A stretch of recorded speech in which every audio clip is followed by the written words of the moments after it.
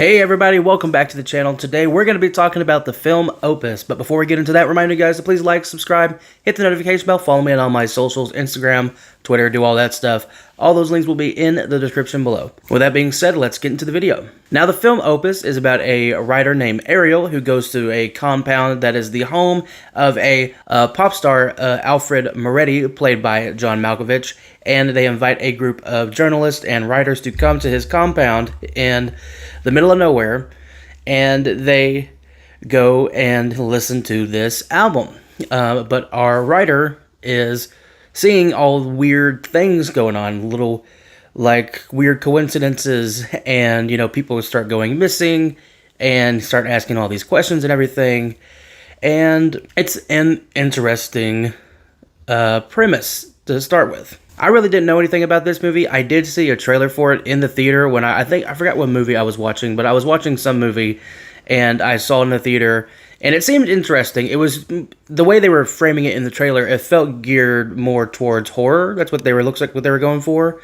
But for the movie, it's somewhat comedic. Like it has like this horror comedy tone, but it is definitely it is horror. But I was surprised at how weirdly comedic it was. And there's been a lot of really good horror comedies this year. Companion was really good. Heart Eyes was funny. And I'm sure there's some ones I've missed, but those are the ones that when I saw in theaters, those were two ones that I thought were surprisingly funny. Heart Eyes was the better of the two, but Companion was really good as well. This movie's a lot like the movie Heretic that I went and saw. I saw it kind of on a whim. I saw people were kind of saying the good things about it. They were like, this movie is weird and interesting, and it's got Hugh Grant in it.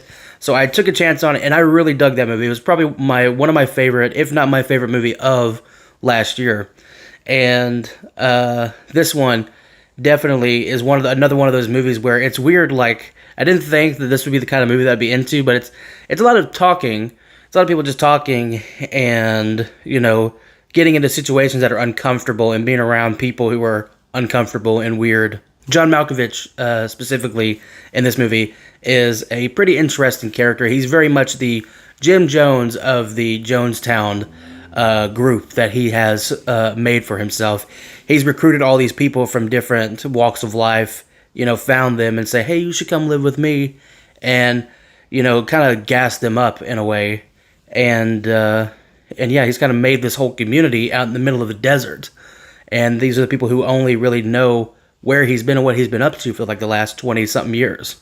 And John Malkovich plays that role perfectly. He plays like this guy. He's kind of very egotistical. He's invited all these people to like witness how great I am and flaunting all these weird outfits. And like he's crawling on the ground telling like this story, like this Shakespearean-esque story. And he's crawling on the ground and everybody's like, saying the stuff. And it's almost like, in a way, in the movie Midsummer, where the girl is crying in the movie and you get all these girls start crying with her. And it becomes like a heartbeat of crying. It's not, I thought it was going to be more of a gore fest. I really didn't know going into it what it was going to be. But I kind of assumed that it was going to be gory or in some way kind of like that, but really it wasn't. There was hardly any blood in it at all. Not to say there isn't some gory stuff in here. There's definitely some body horror stuff that's kind of interesting, but mainly it's just like you see the aftermath of somebody dies and everything, and you don't really see like the bloodiness that took place. You know what I mean? So it's kind of, you see. It's like, in a way, it's not trying to be a splatter flick. It's more just to be shocking, in a way. Big part of this movie is music. That's why this character is a musician. He's been making music, and everybody loves his music, And so this is what these people are going to see. And the music aspect is actually really well done. Depends on your music taste. If you don't like that funky, 70s, 90s hip-hop kind of music, that aesthetic, that acid rock kind of, that taste of music, I don't know if you'll like it, but I really dug. I like the 70s music and everything, and it was actually really good. It's like, because sometimes original music in a movie is kind of but this one was really good. One thing about this movie I didn't expect is the weird amount of cameos that they got. Like you have, I'm pretty sure, if I'm not mistaken, pretty sure Lenny Kravitz pops up in the movie, Bill Burr, and I guess she has kind of a supporting role in our like little main cast of writers, journalists, and stuff. But Juliette Lewis is in the movie. You have the chick Amber Mid Thunder, who was in the Prey movie. You know, she pops up in a little. She pops up in a few scenes. She's one of the people who are like the helpers in this little cult, not a cult thing. So a weird amount of cameos and people showing up and like, holy crap, that's so and so from here. That's so and so from here. Definitely the biggest one was Bill Burr.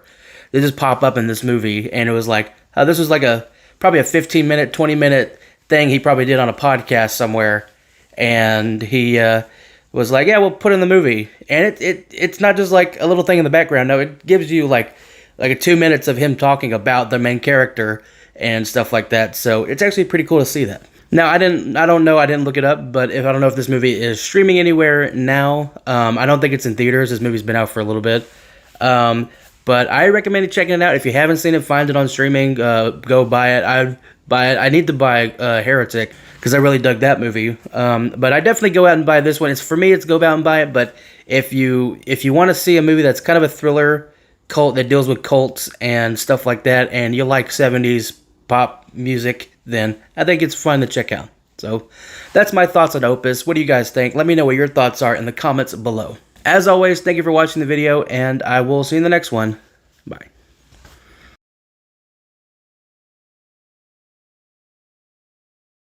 One other thing I will say, a weird, unexpected thing to see in a movie, and like I said, I only knew John Malkovich.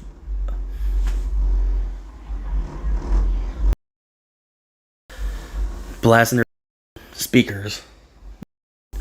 People think it's so cool to blare your music. Anyway, I'll start over.